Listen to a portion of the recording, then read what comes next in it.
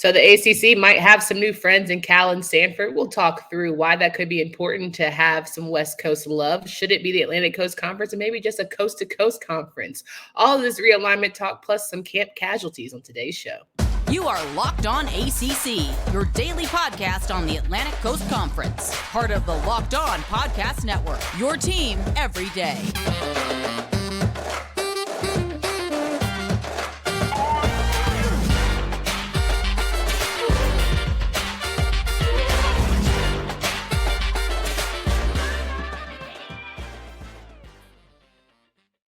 What's going on, everybody? Welcome to today's edition of Locked On ACC. I'm your host, Candace Cooper, joined by Kenton Gibbs of Locked On Wolfpack. Each and every day, you can find us wherever you listen to podcasts. Make sure you download, subscribe to the pod on our YouTube channel so you can see our lovely faces and give us 1,000 plus more subscribers. Leave all your fun comments that we do read each and every day. We are talking through some realignment talk here.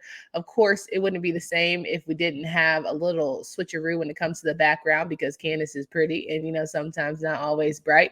Kitten, how are we feeling today? I feel great as always. Mistakes happen. That's all right. We're going to get through this thing. At the end of the day, as long as you catch the mistake in time to where there's not big damage to the brand done, because we work for the ACC apparently now. Yeah, listen. And so okay. Jimmy Fields, we would like for you to know that was a mistake on our part and don't cut us off the payroll, brother. But let's talk about this realignment. Jimmy Fields. We also want to make sure yesterday I put up Oregon and Wisconsin. Again, pretty. A lot going on. It should have been Oregon, Washington. Thank you so much to the person that corrected that for us. And we always appreciate the feedback that we get in real time. It helps us get better. Jimmy P is the one who writes our checks. And so we're going to we're plants for the ACC. We're plants. Yeah. Well, if Jim Phillips is writing our checks, I need some extra zeros on there, brother. So please. Hello. On the phone. I know y'all calling Stanford and Oregon out there. I'm sorry, Stanford and Cal out there. That's long distance. I know you gotta. Would you like to accept the charges on those type of calls? 1,000%. Let's talk about realignment. The realignment news that is coming out. Pete Thamel, who loves to give us updates on college athletics, talked about Stanford and Cal potentially fielding conversations, just fielding conversations. Nothing is concrete. No invitations have been made for the record. But Stanford and Cal are some of the last teams left here in the Pac-4. What is it now? Cal, Stanford, Arizona State. Yep. They might pack in the mail and be gone. And what is it? Washington State? Is that the last team? Yes. Poor Washington State, And it's crazy, Kenton, that you brought up Washington State because, we've been talking about realignment and how for ACC, a lot of our state schools are package deals. So North Carolina, NC State, Virginia Tech, of the like. Washington being like, Washington State, man, whatever, do your thing, bro. It's crazy. It's crazy. Yeah, well, I mean. Washington is public, right? I'm pretty sure Washington is public. Yeah. It's an unfortunate situation. At the end of the day, I hope that I believe it's the Apple Cup between those two continues. I really do. Again, these rivalries, with all due respect, and let me say this, I know that some people are not going to like this. Most of our rivalries for everybody don't matter to anybody but us, right? Yeah. Like the people who act like, oh, the Battle of the Blues is the biggest, most national. It's not. I'm sorry to tell you. Not to you. Yeah. The people who say, oh, the Commonwealth is the most, it's the biggest. It's not. I'm sorry to tell you. Mm-hmm. Arizona State. It's not the biggest deal. USC, UCLA. Nobody cares outside of y'all. There are a select few, very narrow window. And when I say Battle of the Blues, I mean in football, because I know basketball is always going to be a big deal nationally, but I'm talking football. The battle for the Liberty Bell or whatever it is, nobody cares. Mm-hmm.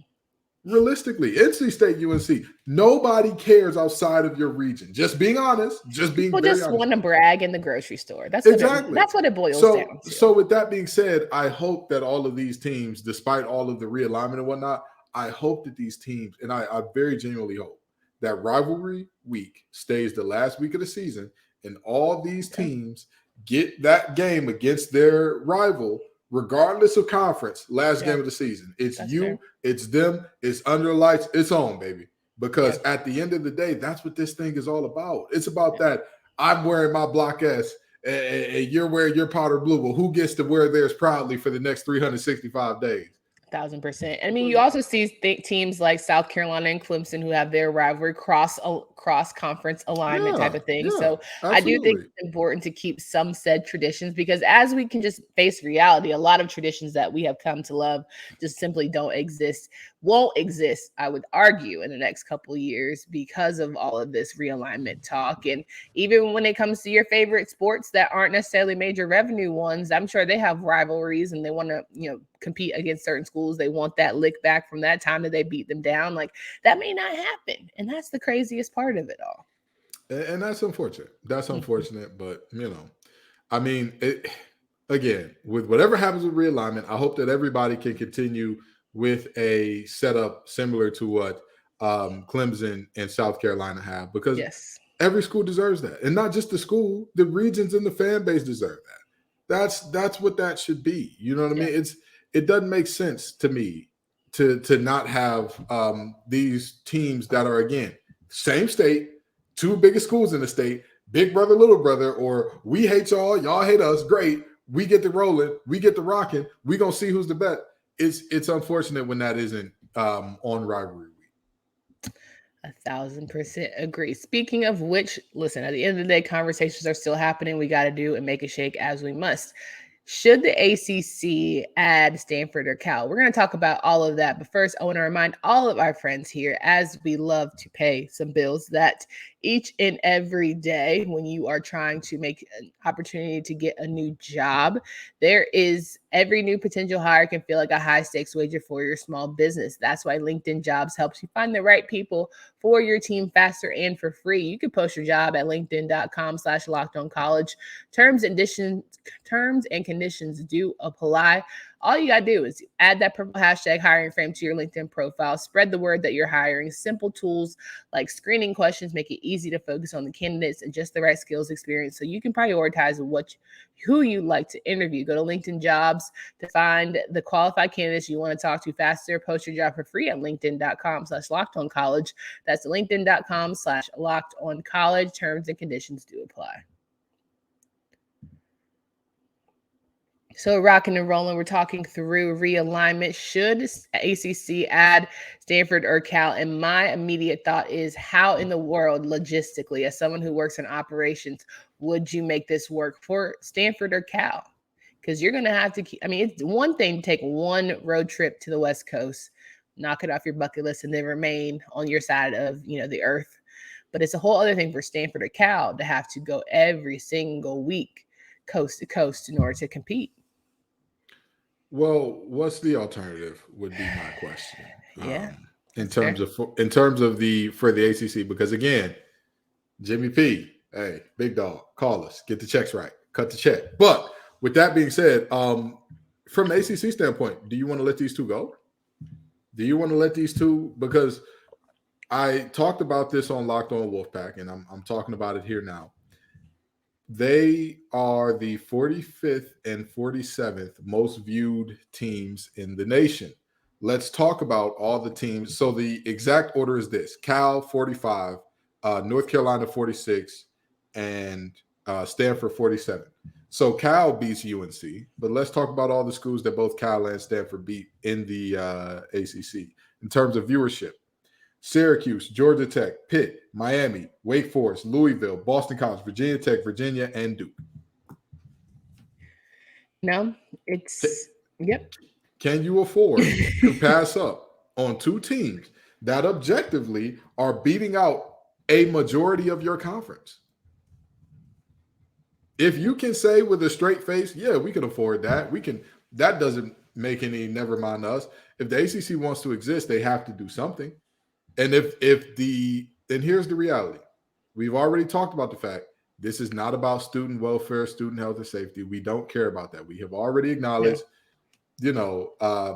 FTK, for a lack of a better word or better term. If you don't know what for that the means, kids, no, it is the exact opposite of for the kids. It's a 4-letter word that rhymes with. Not he got stuck on that moment. That's hilarious. But if we're doing this thing and we're admitting, hey, it's all about the profit, then you've got to be all about the profit. And this is a moment where if Cal and Stanford are willing to sign up, you've got to make it shake for them. Because honestly, with the way that this thing is shaking out, it looks like the Big Ten is the obvious answer for them. But if the Big Ten doesn't want to take them, if the Big Ten is like, well, hey, y'all would cut up our pie in a way that doesn't really help us out, guess what? ACC, you better be there with open arms. You better get on the phone. It's going to be what, the Big 16 at this point? Eventually it should just be the big conference, just the big conference. You know what I'm talking about? Well, it's been above 10 for quite some time now. So I'm just saying, but you don't call it. I just think it should be called the big conference. If you're going to add all of these people, don't call it Big 10 anymore. I leave it as it is. Play it as it lies. Because the Big 16 sounds kind of crazy. I'm from Big 10 country, and you gonna remind us of that every show, ain't you? Okay. Anyway, listen, I am happy and proud to be a Detroiter and whatnot, but I feel it. In all seriousness, again, I think that regardless of the name, regardless of what they call it, these conferences are what they are. Yeah. Right now, we're headed towards 2 to 3 super conferences. So the ACC needs to do what it can to secure itself amongst that, to try to battle and make it 4 super conferences. Yeah, I think that ultimately what it boils down to is, while the ACC signed remember when we talked about how the ACC signed a Scottie Pippen deal, and we talked about how they signed a bad deal that at the time looked great, but now appears super crazy. We talked about this. Did it appear great at the time? and again, from a standpoint of keeping teams locked in, yes, did that. Because guess what? Everybody keeps talking about, well, if certain teams leave, they'll be the first dominoes to fall. Yeah. Y'all don't understand how this works. And y'all don't understand that these are not cards lined up back to back to back. There are many mitigating factors, because for a lot of these teams, if you leave, and I'm not going to say which team this is, but I will say this. If you're leaving and taking over about 70, 80,000 viewers per game, how much do you really think you're worth? Who's going to take you and say, oh, yeah, we want you in our conference. Come on. We will take you in. Yeah. All the lack of revenue that you're bringing in, we'd like to bring that. We'll cut up the pie for you. Yeah. So the couple comments that I did want to bring up, because, we have great fans who have, really good insight or opinions that, might be helpful to us. So whether we add Stanford or not, cool. But someone said toucan for forging. I'm gonna say that's what it is. 3 super conferences of 20 teams, RIP Pac-12, RIP ACC. And I'm like, well, who's going to be the third super conference, right? Why are we recipes us? Is it going to be the Big 12? I guess the belief is the Big 12. But I mean, if we look at these most viewed teams, if we look at all of the most viewed teams from around the nation, and even if we completely eliminate the ACC as a thought of that, right? If I read off the conferences of all these teams, you would not see a lot of Big 12 in there. That's just the reality. That's just the reality. So, I struggle to imagine that the Big 12 is so much more comfortable and secure when they've lost their 2 heavy hitters. Who's the big dog? Who has big dog status over there now? Oklahoma State? No, I don't know. Kansas? I don't know. And so this is not me being hyperbolic. This is not me being joking or funny at all. The 2 markets that you just named are, I want to say, Stillwater, Oklahoma, and Kansas is Lawrence, Kansas. Ooh, wow. Shaking the table. Shaking the table. Another one of our fans that wouldn't Forever Orange Girl 44 said, wouldn't want to mess with a grant of rights, but could we stack TV deals? Thinking it as a base contract plus bonus, same media outlets, but we couldn't conflict with the current contract, but an additional contract that is shorter term, providing more money on top of the grant of rights to get us on par. Maybe the bonus contract is based on team performance to divide up the pie.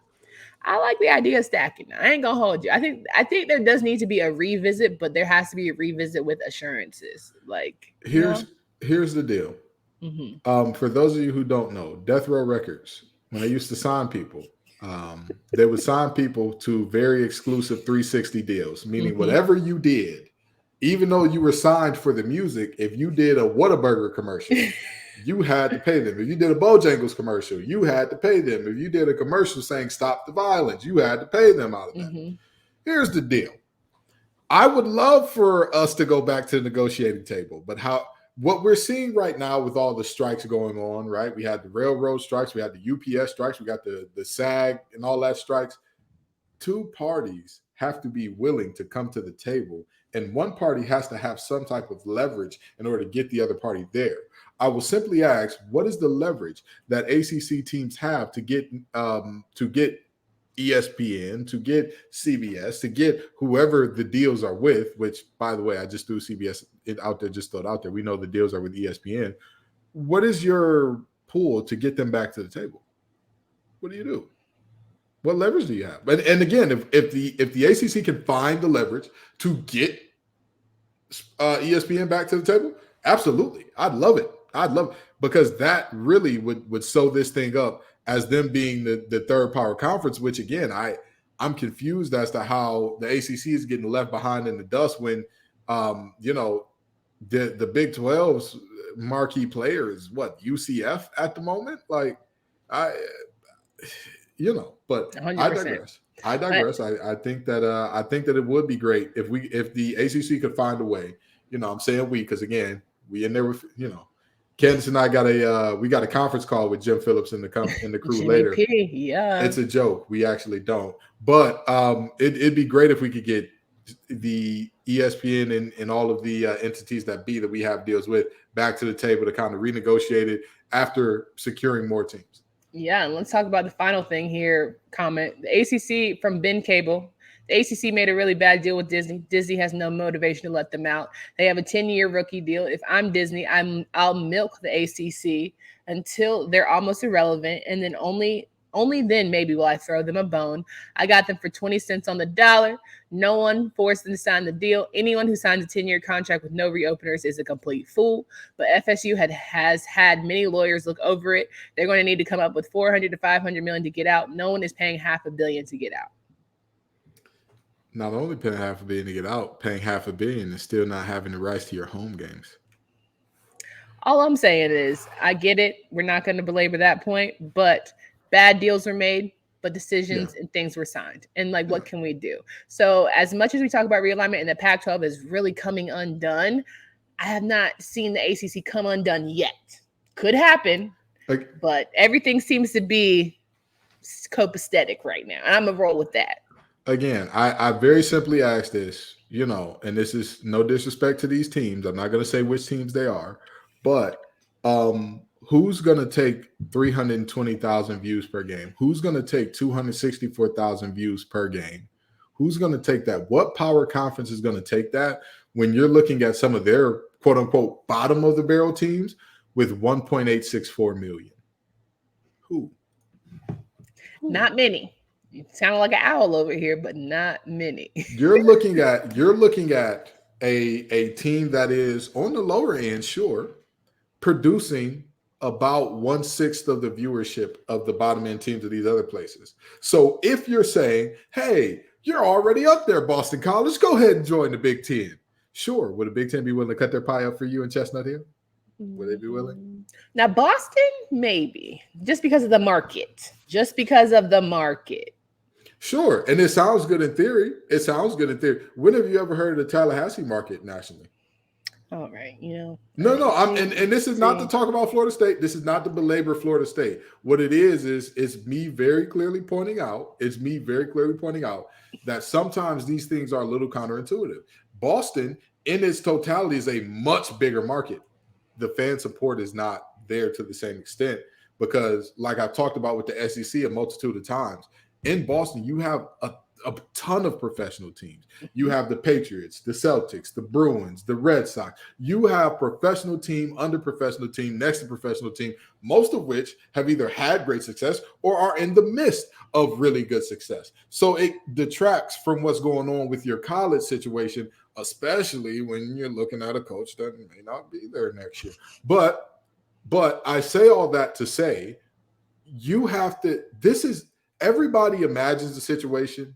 Everybody is now getting their chest pumped up and saying, well, if this team leaves, then we can leave too. Baby, you're not them. Everybody ain't able. Clemson can go ahead and complain because Clemson got somewhere to go. If they leave, there's somebody that's going to pick up the phone. Hey, how you doing? Yeah. Dabo, I know that you said you made your program in God's name, image, and likeness, but we got Benjamin Franklin's name, image, and likeness thousands of times over. To give you, brother. That's what we got to give you. That's what we got to offer you. Come on down. Every team does not have that. Yeah. Every team in the conference does not have it.